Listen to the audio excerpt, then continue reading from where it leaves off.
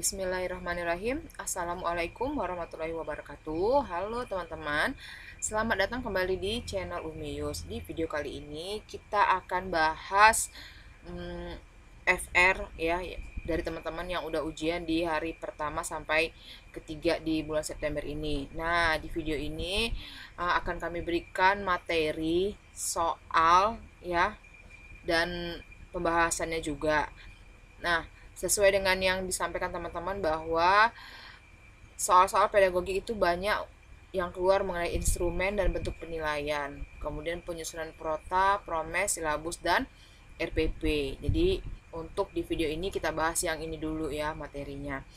Nah, teman-teman yang baru ketemu dengan channel Umius, jangan lupa untuk subscribe dan aktifkan lonceng notifikasi kalian, karena insya Allah masih ada lagi video untuk kompetensi pedagogik ya, dan juga yang video-video lainnya gitu ya.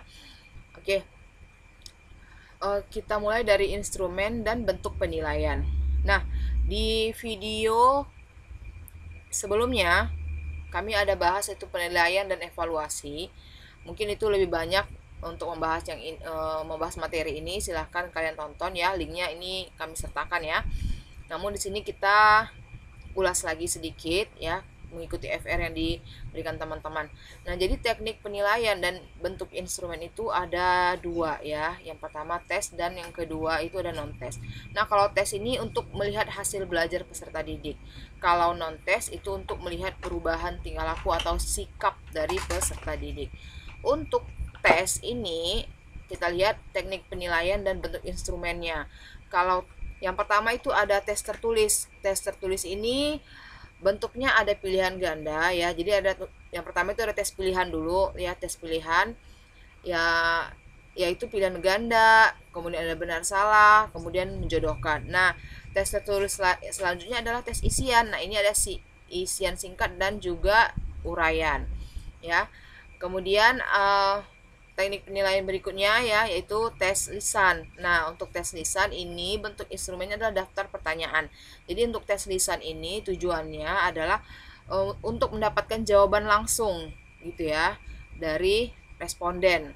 Nah, kemudian untuk yang bentuk teknik penilaian tes ini ada jenisnya lagi tuh, ada tes identifikasi, ada tes simulasi, tes uji petik kinerja. Nah, ini boleh kalian lihat di video yang khusus penilaian dan evaluasi ya. Kemudian untuk teknik penilaian penugasan individual atau kelompok, nah ini dapat digunakan bentuk instrumennya adalah pekerjaan rumah dan juga project. Nah, untuk penilaian portofolio, bentuk instrumennya lembar penilaian portofolio. Jadi dikumpulkan semua portofolio dari peserta didik ya, baik nilai-nilai ataupun penugasan-penugasan lainnya gitu ya. Kemudian kalau untuk jurnal, nah ini buku catatan jurnal ya bentuk instrumennya. Jadi baik dari semua hal yang terjadi selama pembelajaran itu dicatat. Nah, itu namanya catatan jurnal. Kemudian untuk penilaian diri ini bentuk instrumennya kuesioner ataupun lembar penilaian diri ya. Nah, selanjutnya untuk penilaian antar teman, nah ini lembar penilaian antar teman bentuk instrumennya. Kemudian untuk yang non-tes ya, non-tes ini digunakan untuk mengukur perubahan tingkah laku yang lebih difokuskan pada apa yang dapat dilakukan atau yang dapat dikerjakan oleh peserta didik daripada apa yang dia ketahui ya. Nah, kemudian non-tes ini juga untuk melihat tingkah laku peserta didik setelah mengikuti proses pembelajaran.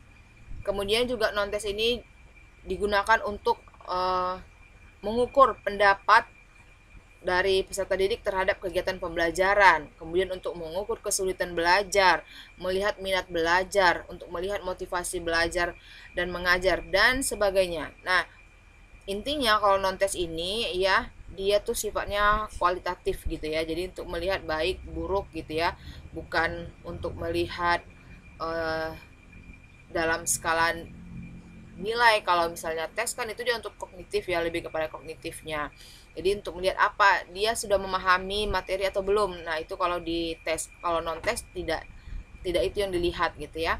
Maka untuk instrumen yang digunakan di non tes itu ada yang pertama angket, kemudian pedoman observasi, kemudian pedoman wawancara, selanjutnya skala sikap, skala minat, kemudian daftar cek ya, kemudian rating scale dan anecdotal record, ini catatan gitu ya, kemudian sosiometri ini seperti tanggapan sementara gitu ya, kurang lebih seperti itu. Kemudian home visit. Nah, home visit ini kunjungan guru kepada siswa. Nah, ini untuk instrumen yang digunakan di non-test. Nah, oke, kita langsung ke soal ya. Ada beberapa soal juga di sini ya. Yang pertama soalnya, perhatikan kompetensi dasar berikut ini ya. Jadi KD-nya menyajikan karya tentang upaya menjaga kesehatan sistem pernapasan. Indikator, jenis penilaian, dan instrumen penilaian yang paling sesuai dengan KD tersebut adalah, oke, perhatikan baik-baik ya teman-teman. Untuk opsi A, indikatornya menelusuri informasi tentang bahaya rokok. Jenis penilaiannya penilaian produk, instrumennya rubrik. Nah, kemudian opsi B, indikatornya menyajikan pengetahuan bahaya rokok. Jenis penilaiannya penilaian pengetahuan, instrumennya tes. Yang C, melakukan percobaan bahaya rokok. Jenis penilaiannya penilaian praktek, instrumennya rubrik. Nah, kemudian yang D, membuat poster bahaya rokok. Jenis penilaiannya penilaian produk, instrumennya rubrik. Oke, untuk yang opsi A ya, menelusuri informasi tentang bahaya rokok. Jenis penilaiannya adalah penilaian produk. Kalau penilaian produk harusnya ada yang dihasilkan gitu ya. Kalau menelusuri informasi berarti hanya untuk mencari informasi saja, kurang pas. Dan di KD kita yang diminta adalah menyajikan karya. Jadi seharusnya untuk menyajikan karya ini kita bisa lihat langsung ke poin B, kemudian poin C juga bisa kita keep, dan poin D juga. Nah, untuk poin B, menyajikan pengetahuan bahaya rokok. Jenis penilaiannya penilaian pengetahuan, dia kan menyajikan. Kalau menyajikan itu ya tidak penilaian pengetahuan. Memang jenis penilaian pengetahuan instrumen tes benar, tapi dia tidak sesuai dengan indikatornya menyajikan gitu ya. Harusnya kalau menyajikan ini adalah produk gitu ya. Kemudian kalau yang C, melakukan percobaan bahaya. Nah, ini kan harusnya demonstrasi ya. Jadi ini lebih kepada tindakan gitu ya. Nah, kalau D, membuat poster bahaya rokok. Nah, membuat poster bahaya rokok penilaiannya adalah produk dan instrumennya adalah rubrik. Nah, jadi membuat poster bahaya rokok itu adalah produknya. Jadi poster itu adalah produknya. Nah, instrumennya adalah rubrik. Jadi kan misalnya kalau rubrik ini dari kelengkapan isi poster itu ya. Jadi rubriknya itu dilihat dari kelengkapan isi poster. Kira-kira seperti itu ya. Maka untuk soal ini jawabannya adalah D. Oke, untuk soal berikutnya. Dari soal-soal di bawah ini, manakah yang merupakan soal yang bermakna untuk mengukur penerapan konsep persegi panjang? A. Apakah persegi panjang adalah persegi? Kemudian B. Dari contoh-contoh bangun datar berikut, manakah yang merupakan persegi panjang? Berikan alasan secukupnya.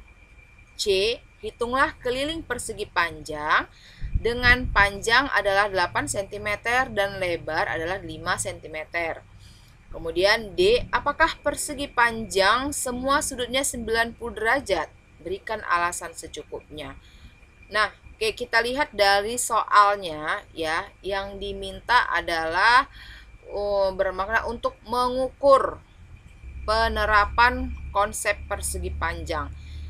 Kalau untuk option A, apakah persegi panjang adalah persegi? Berarti ini masih di pemahaman ya. Kemudian untuk yang D juga berarti seperti itu ya kan, masih di pemahaman. Nah, sekarang untuk B dan C. Kita lihat kalau yang C, hitunglah keliling persegi panjang. Berarti ya hanya untuk menghitung saja gitu ya, masih menghitung. Nah, kalau yang B ini kan udah menerapkan konsep. Artinya peserta didik sudah mengetahui persegi panjang itu bentuknya seperti apa. Nah, jadi dikasih beberapa contoh bangun datar, kemudian ditanyakan dari yang contoh-contoh tersebut manakah yang merupakan persegi panjang. Artinya di sini peserta didik ini sudah paham bentuk persegi panjang yang mana, kemudian dia terapkan dengan memilih gambar dia memilih bangun datar yang diberikan gitu ya.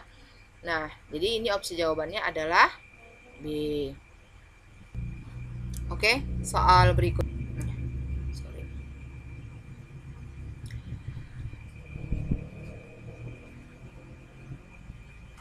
Oke, soal berikutnya ya.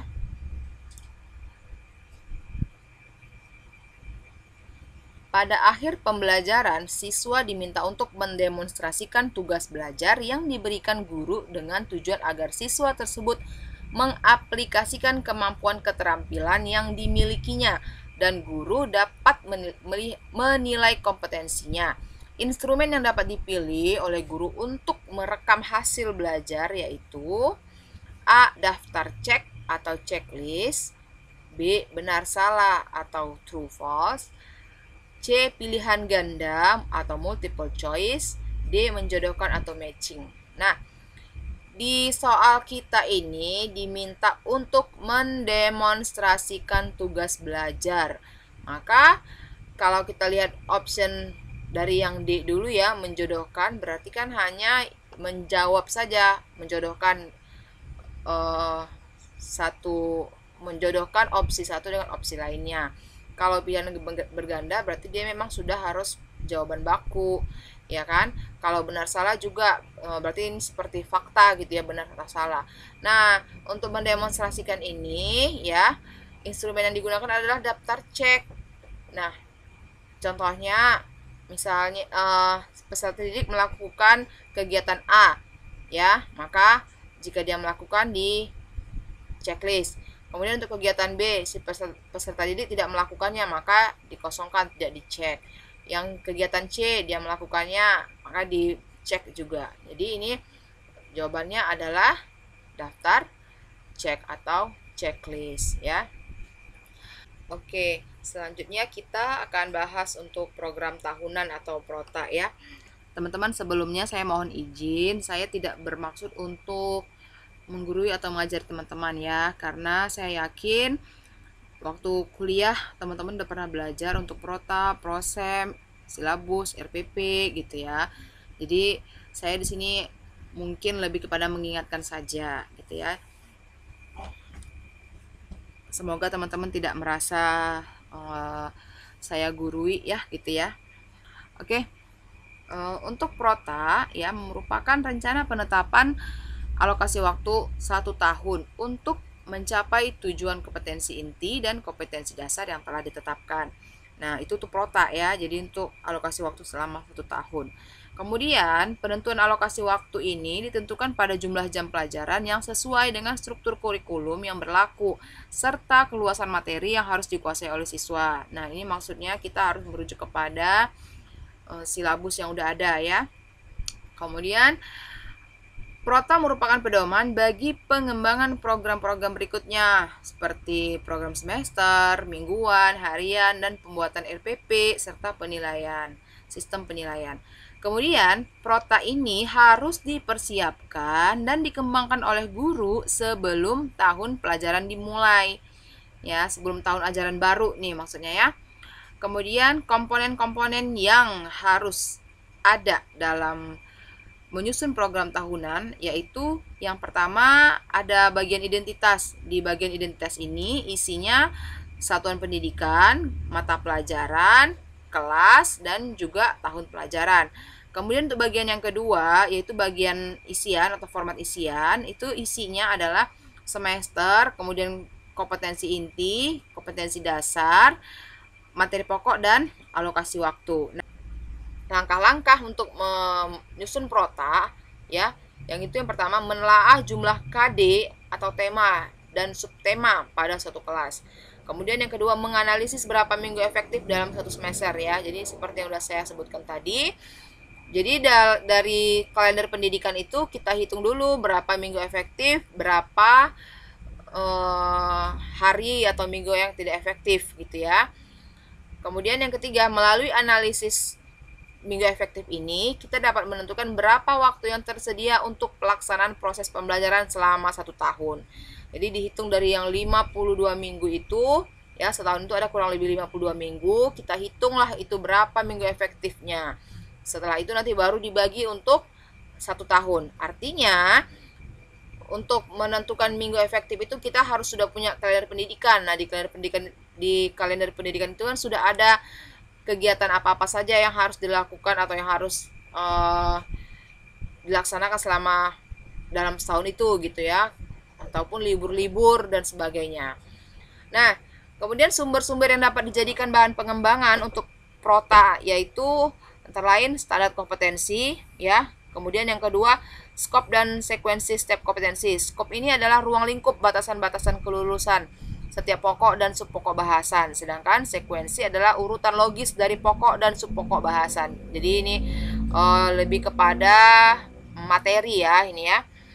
Nah, kemudian kalender pendidikan ini sudah saya jelaskan tadi ya. Nah, ini contoh dari prota ya.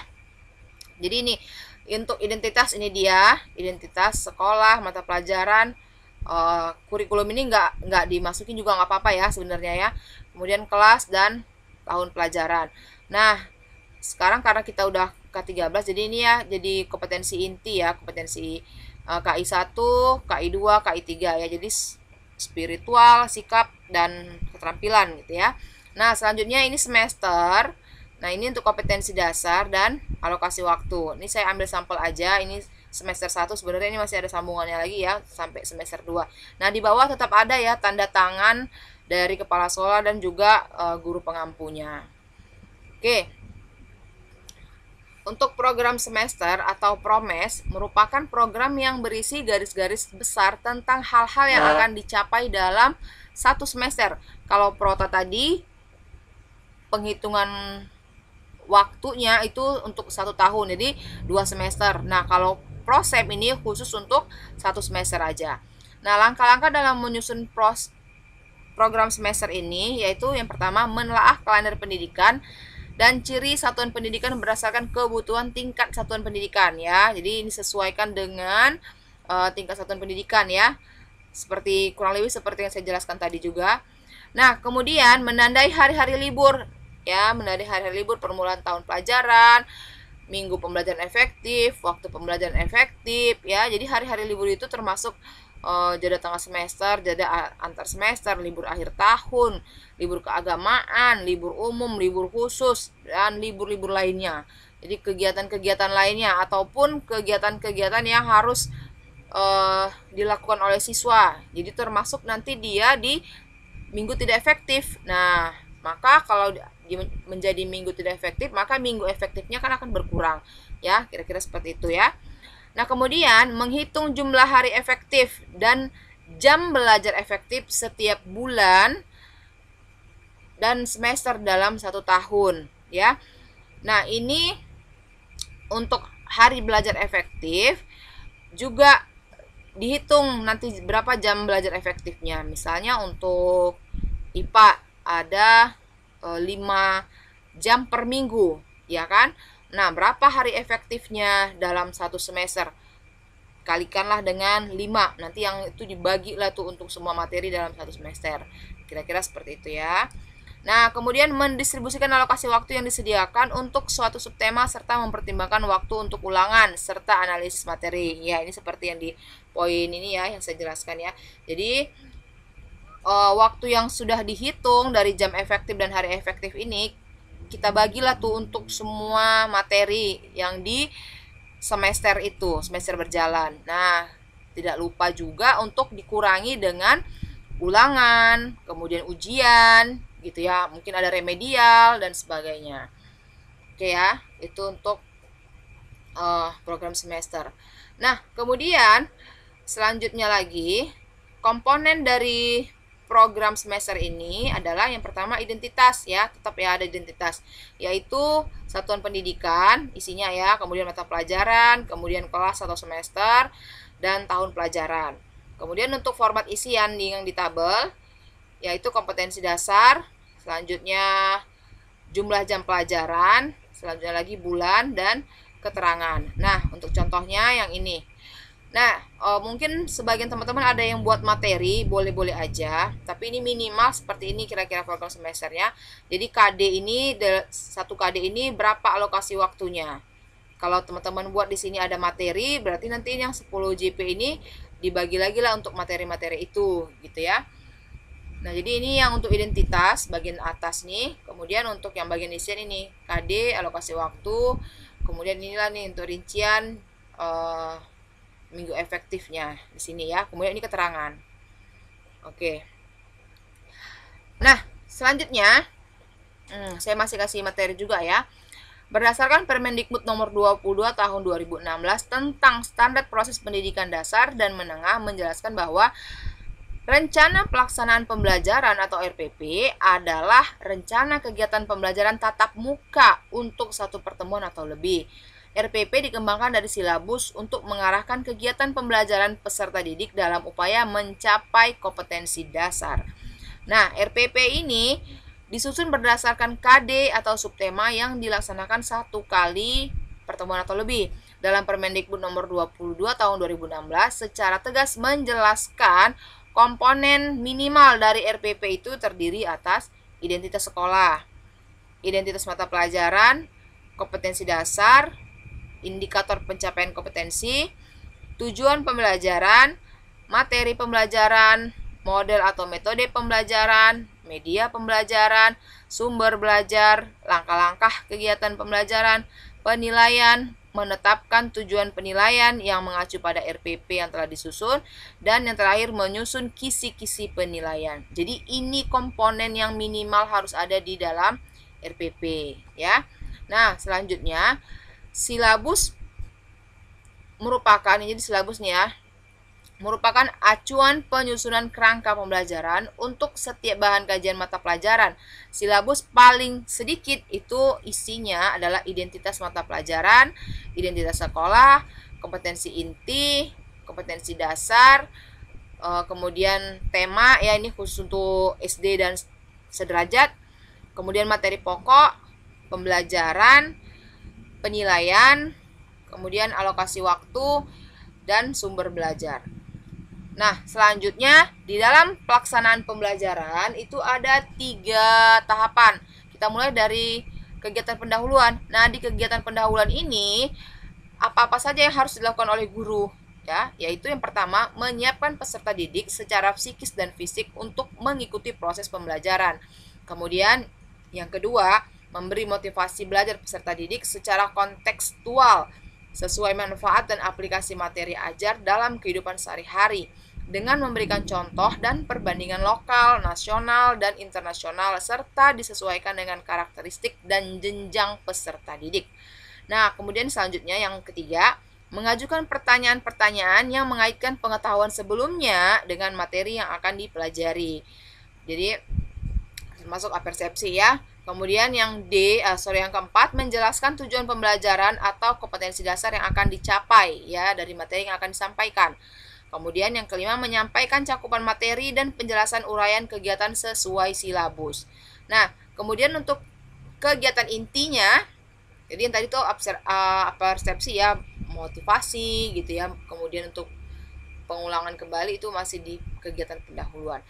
Kemudian untuk kegiatan inti, yang dilakukan guru adalah melaksanakan pembelajaran sesuai dengan kompetensi yang hendak dicapai, meliputi sikap, pengetahuan, dan keterampilan. Kemudian, melaksanakan pembelajaran dengan pendekatan saintifik, model pembelajaran berbasis masalah, berbasis penemuan, kooperatif, dan berbasis proyek, serta model lainnya.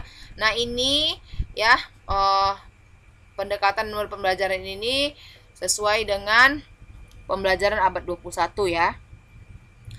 Nah, kemudian untuk di kegiatan penutup yang dilakukan guru adalah menyampaikan manfaat pembelajaran yang telah berlangsung, kemudian memberikan umpan balik terhadap proses dan hasil pembelajaran, kemudian melakukan kegiatan tindak lanjut dalam bentuk pemberian tugas, dan menginformasikan rencana pembelajaran berikutnya.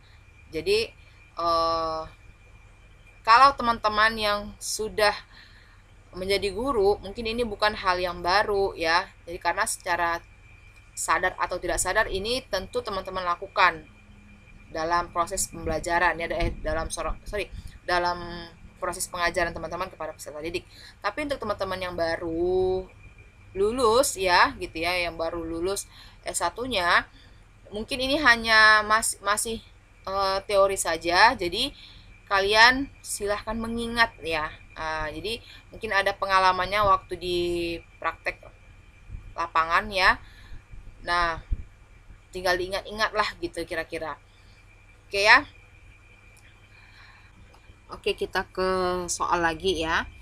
Dengan mencermati silabus, seorang guru akan merancang pelaksanaan pembelajaran atau RPP sebagaimana yang tertuang dalam Permendikbud RI nomor 22 tahun 2016 bahwa RPP mencakup sekurang-kurangnya A. Identitas mata pelajaran, standar kompetensi, kompetensi dasar, materi ajar, model pembelajaran, metode pengajaran, sumber belajar, penilaian hasil belajar, dan bobot penilaian hasil belajar. Kemudian B, SK, KD, metode, media, sumber belajar, langkah pembelajaran, tes hasil belajar, dan kunci jawaban tes. Yang C, KI, KD, tujuan pembelajaran, materi, model pembelajaran, metode, strategi, dan penilaian hasil belajar. Yang D, identitas sekolah, identitas mata pelajaran, tujuan pembelajaran, materi ajar, media, sumber, langkah pembelajaran, dan penilaian hasil belajar. Nah, kita lihat opsinya satu-satu. Untuk yang A, ya, ini ada dibuat bobot penilaian hasil belajar, ya. Ini tidak termasuk ya. Kemudian kalau untuk yang B, ini yang tidak termasuk adalah kunci jawaban tes. Kalau yang C yang tidak termasuk adalah strategi pembelajaran, karena sudah ada metode dan model pembelajaran, itu lebih komplit daripada strategi pembelajaran ya. Nah, kalau yang D ini jawabannya semua ada di RPP. Jadi jawaban kita adalah D. Oke, soal berikutnya. Seorang guru mencari materi dan media dari internet saat menyusun RPP. Materi dan media tersebut akan disampaikan pada proses pembelajaran dengan maksud agar siswa tidak mengalami kesulitan memahami pelajaran. Langkah apa yang harus dilakukan oleh guru saat memilih materi pelajaran? Yang A, mengidentifikasi aspek-aspek yang terdapat dalam kompetensi inti, kompetensi dasar, dan indikator. Kemudian yang B, menganalisis potensi peserta didik, relevansi dengan karakteristik daerah dan struktur keilmuan. Yang C, menyesuaikan dengan tingkat perkembangan fisik, intelektual, emosional, sosial, dan spiritual peserta didik.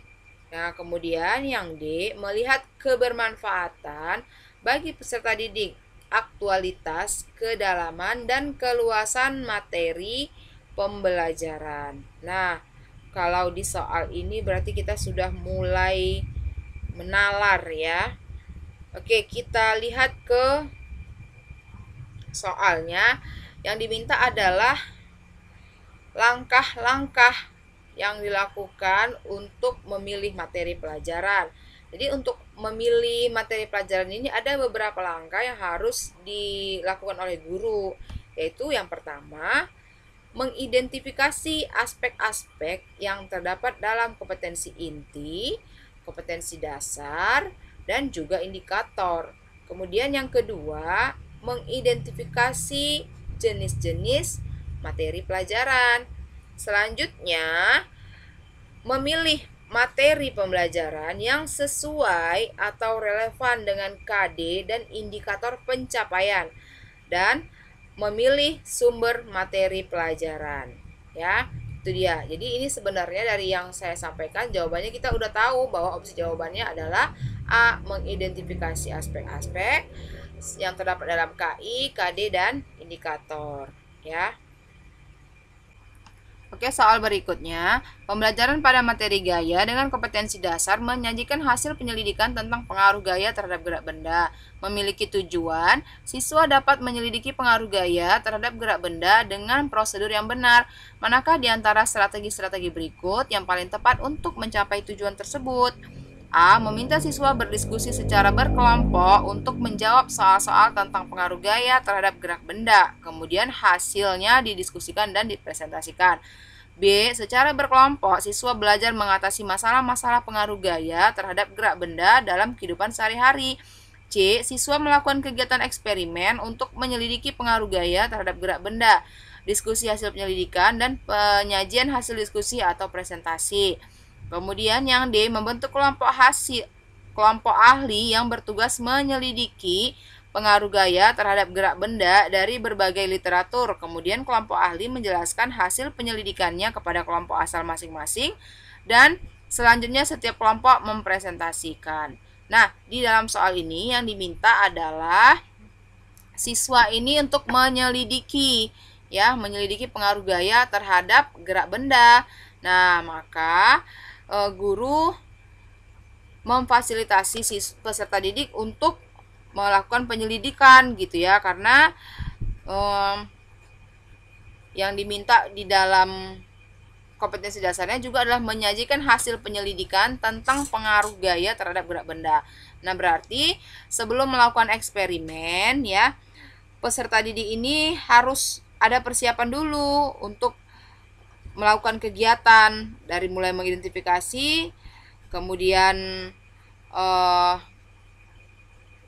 melihat kepada kehidupan sehari-hari ya, sehingga peserta didik ini tergiring dia kepada konteks yang diinginkan gitu. Nah, selanjutnya nanti bisa diminta kepada siswa untuk melakukan eksperimen berdasarkan LKPD yang tersedia. Jadi ini jawabannya adalah C. Jadi di sini guru ini sebagai fasilitator gitu ya, karena dia memfasilitasi siswa untuk melakukan penyelidikan ya. Jadi penyelidikan itu dilakukan dengan kegiatan eksperimen gitu ya. Oke, soal berikutnya. Diketahui tujuan sebuah pembelajaran ialah melalui penugasan kelompok. Diharapkan siswa dapat menemukan volume kerucut media pembelajaran yang tepat untuk digunakan dalam pembelajaran tersebut ialah A. Kartu masalah yang berisi permasalahan yang berkaitan dengan volume kerucut. Kemudian B. Tayangan PowerPoint yang berisi rumus volume kerucut dan soal-soal. C. Alat peraga berbentuk kerucut, bola, dan pasir. D. Alat peraga berbentuk kerucut, tabung, dan pasir. Nah, kita lihat kepada tujuan dari pembelajaran ini adalah untuk dapat menemukan volume kerucut. Nah, jadi kita harus tahu dulu bahwa kerucut itu terdiri dari volume tabung ya. Jadi untuk media pembelajaran yang tepat adalah alat peraga berbentuk kerucut, tabung, dan pasir. Jadi jawabannya adalah D. Nah, kenapa tidak bola ya? Nah, karena sebelum mempelajari volume kerucut, itu terlebih dahulu peserta didik itu belajar volume tabung dulu. Jadi dalam hal ini alat peraga yang digunakan adalah alat peraga berbentuk kerucut, tabung, dan pasir. Oke, soal berikutnya. Ketika kegiatan tanya jawab di kelas, beberapa siswa di kelas Bu Kevi mengidentifikasi bahwa jajar genjang merupakan anggota dari himpunan trapesium. Langkah awal yang paling tepat dilakukan Bu Kevi untuk merespon hal ini adalah A. Bertanya kepada siswa apa syarat keanggotaan suatu himpunan. B. Bertanya kepada siswa mengapa bukan trapesium yang merupakan anggota himpunan jajar genjang. C. Bertanya kepada siswa apa pengertian jajar genjang dan apa pengertian trapesium. D. Memberi tugas kepada siswa menggambar jajar genjang dan menggambar trapesium. Ya, oke, di soal ini ya berarti siswa ini belum bisa memahami dengan baik apa itu jajar genjang dan apa itu trapesium ya. Jadi cenderung akan terjadi miskonsepsi antara bentuk jajar genjang dan juga trapesium. Maka langkah awal yang paling tepat dilakukan Ibu Kevi adalah bertanya kepada siswa apa sih sebenarnya pengertian jajar genjang dan pengertian trapesium. Itu langkah awal sekali ya, supaya mereka tidak miskonsepsi antara trapesium dan jajar genjang. Nah, demikian dulu untuk video kali ini ya. Semoga bermanfaat. Jika kalian merasa ini bermanfaat, silahkan share ke teman-teman kalian ya sebanyak-banyaknya. Oke, saya akhiri. Assalamualaikum warahmatullahi wabarakatuh.